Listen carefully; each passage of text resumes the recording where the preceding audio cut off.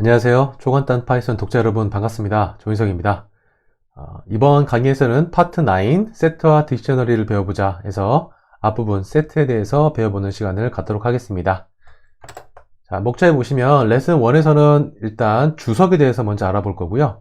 그 다음에 레슨 2부터 세트에 대해서 알아볼 겁니다. 자, 세트에 대한 개념과 어떻게 세트를 만들 수 있는지 문법에 대해서 살펴볼 거고, 여러 가지 메소드들이 있습니다. 이 메소드를 사용해서 어떻게 세트에 값을 넣거나 뺐거나 어떤 값들이 있는지 없는지 확인할 수 있는 그런 여러 가지 방법들을 살펴본 다음에 마지막으로 세트를 활용한 집합 연산에 대해서 알아보는 시간을 갖도록 하겠습니다. 자, 학습 목표, 주요 용어, 그리고 학습 시간은 여러분 책에 있는 내용을 참고해 주시기 바라겠습니다.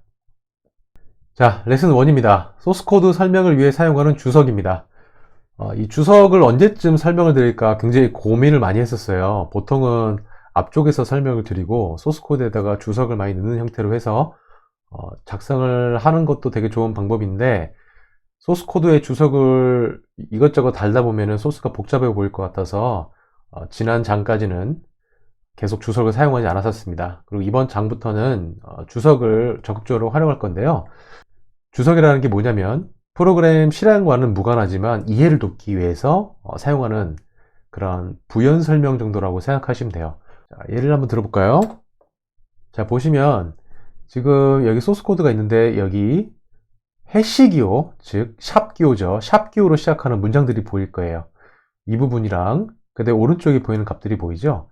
이것들이 뭐냐면 이 소스 코드를 설명하는 일종의 부연 설명인 겁니다. 소스 코드에 대한 설명이 좀 부족하거나 내가 작성한 소스 코드를 나중에 보았을 때 기억해야 될 것들, 좀 잊어먹기 쉬운 것들 있잖아요. 그런 것들을 주석에다 달아주는 것이 굉장히 좋은 습관입니다.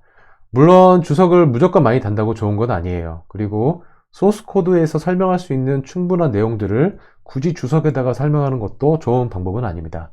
즉 뭐냐면 소스 코드만으로도 충분히 어떤 설명이 된다면 주석은 실은 필요 없는 거가 될 수도 있겠죠.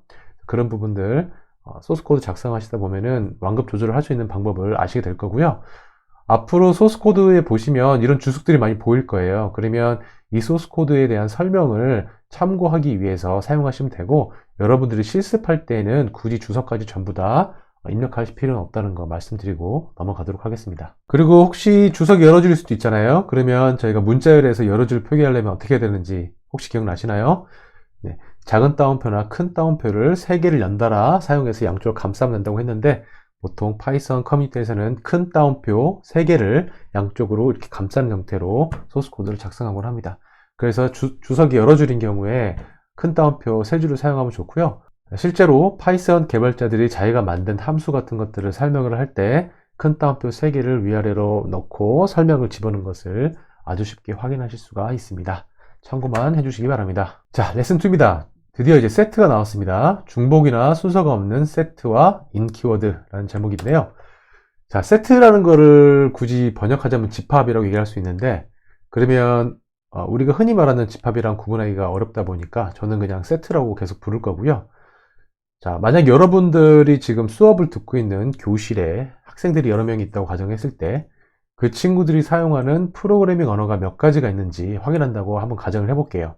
그때 우리가 지금까지 배웠던 어떤 일반 변수를 사용한다거나 아니면 리스트나 튜플 같은 걸 사용하면 중복된 데이터를 처리하기 위한 방법이 필요하겠죠. 예를 들어서 저는 자바랑 파이썬을 할 줄 알고 저기 있는 친구는 파이썬이랑 루비를 할 줄 알아요. 그러면 두 개를 다른 변수에다 저장하거나 튜플 같은 데다가 다른 항목으로 저장했다고 하면 그럼 파이썬이랑 파이썬이 겹쳐지잖아요. 그러면 이 두 명이 할 수 있는 언어는 자바, 파이썬, 루비인데 중복된 두 번째 파이썬 항목을 처리해야 되는 그런 번거로움이 발생합니다. 이렇게 중복된 데이터를 제거해야 되는 경우에 유일한 값 하나만을 계속 저장한다 라고 생각한다면 바로 세트가 여러분들이 사용해야 될 데이터 타입입니다. 자, 세트 타입은 데이터 중복을 허용하지 않고 순서가 없습니다. 자, 리스트나 튜플과 같은 데이터 타입은 데이터를 넣는 순서대로 저장이 됐었죠. 하지만 세트는 그 순서가 보장이 되지 않는다는 거 참고하시고요.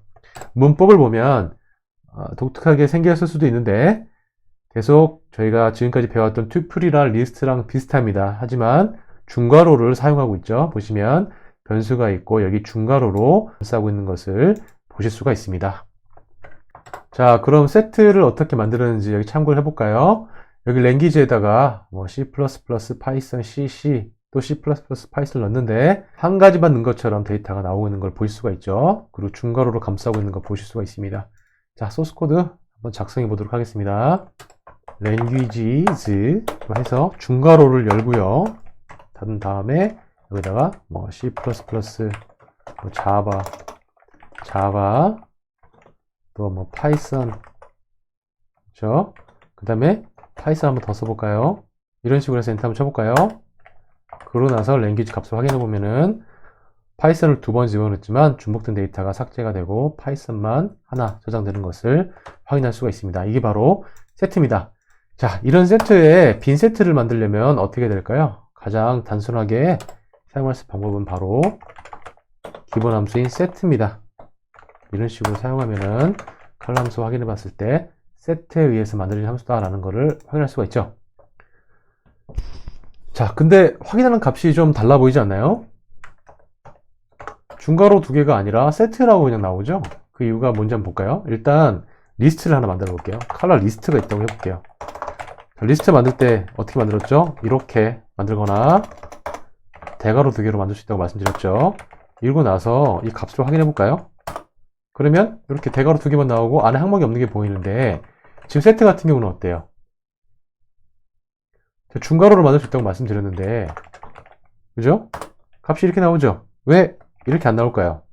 그 이유는 다음 강의에서 나오게 되는데요. 자, 세트는 다른 리스트나 투플 그리고 다음 장에서 배울 딕셔너리어처럼 이렇게 괄호 기호를 가지고만 빈 세트를 만들 수가 없습니다. 왜냐하면 이 다음 강의에서 배워야 될 딕셔너리가 중괄호를 같이 사용하거든요. 그러다 보니까 이 중괄호만으로 세트를 만들 수가 없어요. 왜냐면 두 개를 구분할 수 없기 때문에.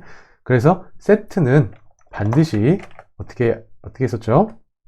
세트만은 반드시 빈 세트를 만들 때 이런 식으로 기본 함수를 사용해야 된다는 거 강조하고 넘어가도록 하겠습니다. 자, 그 다음 항목을 추가하는 게 add가 있어요. 리스트 같은 경우는 append였는데 세트 같은 경우는 add입니다. 해볼까요? 자, color add를 하고요. 빨간색 집어넣고요. 자, 빨간색 대신에 뭐 블루도 넣어보고 뭐 넣어볼까요? 그레이도 넣어볼까요? 이렇게 해서 컬러 확인해볼까요? 값 그레이, 블루, 레드가 들어간 순서랑은 상관없이 들어갔죠. 마치 뭐 역순처럼 보일 수도 있는데 그렇지 않습니다. 지금 보면 앞글자를 보면 알파벳 순서가 지켜지지 않고 있는 것을 확인할 수가 있죠. 이게 만약에 정리됐다고 하면은 이 순서가 B, G, R 이런 형태로 가야 될 텐데 지금 그렇게 안 되어 있죠.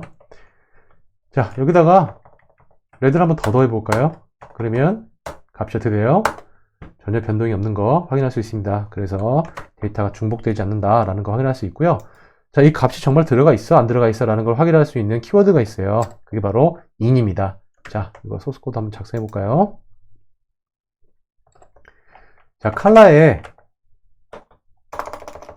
in이 있는 걸 확인하고 싶으면 레드가 in 컬러 이렇게 뜻하면 컬러에 레드가 있어 라고 물어보는 거예요. 그러면 true죠. 레드가 있으니까요. 근데 만약에 없는 거를 찾아볼까요? 예를 들어서 블랙을 찾아봤어요.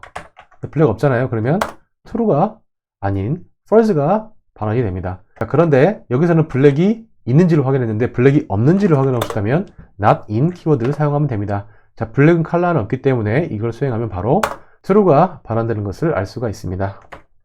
그 다음은 항목을 제거하는 방법이에요. 그래서 remove라는 함수를 사용하면 되고요. 해볼게요. 컬러에다가 remove를 했어요. 뭐를? 레드를 한번 지워보겠습니다. 이렇게 해서 컬러 값 확인해 보면 그레이랑 블루만 보이는 것을 확인할 수 있습니다. 자, 그런데 remove를 할 때 없는 항목을 만약에 제거하려고 하려면 어떻게 될까요? 지금 보면 그레이랑 블루가 지금 들어있는데 제가 예를 들어서 컬러를 했고요. remove를 했는데 생뚱맞게 블랙을 한다고 해볼게요. 이거 없는 거잖아요. 그러면 어떤 일이 벌어질까요? 바로 에러가 발생하는 것을 알 수 있습니다. 자, 이 소스 코드를 보니까 키 에러가 있죠. 키, 블랙이라는 키가 없어 라고 얘기를 하는 거예요.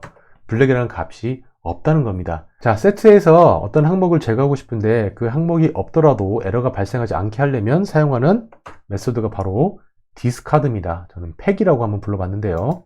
자, 이 메소드를 리무브가 아니라 뭐죠? 디스카드라고 하는 거죠. 이렇게 하면 어떻게 돼요? 에러 발생 안 했죠? 그쵸? 없는 항목을 제거하려고 하더라도 에러가 발생하지 않고 있고요. 만약에 있는 항목을 집어넣으면 어떻게 돼요? 바로 블루가 삭제된 것을 확인할 수가 있습니다. 이게 바로 디스카드의 사용법입니다. 자, 그 다음 팝입니다. 리스트의 팝 함수 기억나시나요? 어떻게 됐었죠? 자, 값을 반환하면서 빼는 형태로 되어 있었죠? 이거 한번 해볼까요? 자, 컬러에서 팝을 그냥 하는 거죠. 이렇게 하면 그레이가 반환이 됐죠. 그러고 나서 컬러 값을 확인해 보면은 아무 값도 없는 것을 확인할 수가 있습니다. 이게 팝 함수 사용법이라고 생각하시면 되고요. 자, 근데 지금 같은 경우는 컬러 안에 그레이 하나밖에 없었기 때문에 그레이가 반환이 됐죠. 자, 이번에는 팝 함수가 어떤 항목을 끄집어내는지 확인하기 위해서 소스 코드를 한번 더 실행해 볼 텐데요. 컬러 변수에다가 항목 5개가 있는 세트를 만들어 봤어요. 자, 한번 컬러 값을 확인해 볼게요. 순서가 어떻게 되는지 확인해 보십시오. 자, 지금 집어넣는 순서랑 상관없이 지금 확인이 되었죠. 이 순서는 정해져 있는 게 아닙니다. 우선순위 있는 것도 아니고요. 그렇기 때문에 여기서 팝을 하면 어떻게 돼요? 이 맨 앞에 있는 것들이 차례차례 나옵니다. 지금 집어넣는 순서랑 상관없이 나오기 때문에 임의로 추출한다고 볼 수도 있어요. 왜냐하면 이 순서가 임의로 정해지기 때문이죠. 팝을 다시 한번 해볼까요? 그레이가 나오는 것을 확인할 수가 있습니다. 그 다음에 컬러 다시 한번 확인해 보면 3개만 남은 것을 알 수가 있습니다. 그리고 모든 항목을 삭제하려면 어떻게 될까요? 지난 리스트에서 뭐 썼었죠? 클리어 썼었죠? 동일합니다. 클리어를 사용하면 자, 컬러의 세트에 어떤 값도 없는 것을 확인할 수가 있습니다.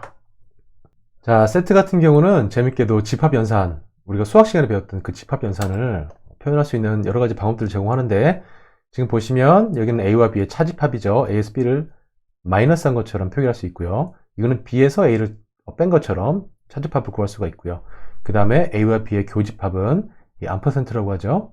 이 기호를 통해서 표기할 수가 있고, 그 다음에 여집합, 합집합에서 교집합을 뺀 거죠. 이 같은 경우는 사각기호라고 하나요? 캐럿 기호라도 하는데 위로 봉긋한 기호를 통해서 할 수가 있고, 그 다음에 이거는 뭐죠? 합집합이죠. 이런 경우에는 이 수직선 기호를 사용해 가지고 표기를 할 수가 있습니다. 그래서 여기 지금 예시가 파이썬에 있는 레퍼런스 중에 하나 가지고 온 건데, 이런 식으로 할 수 있다는 거 확인할 수가 있습니다. 자, 실행해 볼게요. A가 세트 뭐였죠? AB 아브라카다브라 아브라카다브라네요. 그죠? 그다음 B는 뭐예요? B는 세트 알라카잠이라고 되어 있네요. 자, 어떻게 해요? A-B 하면 A 쪽만 있는 데이터들이 나올 거고, B-A를 하면 B 쪽에 있는 데이터만 나올 거고, A에 %를 해주면 교집합만 나올 거고요. 양쪽에 같이 있는 거죠. A에 이 캐럿 표기를 하면은 여집합, 그죠? 두 개 합집합에서 교집합을 뺀 나머지 것들이 다 출력되는 걸 알 수가 있고, 마지막으로 이 수직바를 사용하면 어떻게 돼요? 자, 합집합이 나오는 것을 확인할 수가 있습니다. 자, 그럼 이번 장 정리하도록 하겠습니다.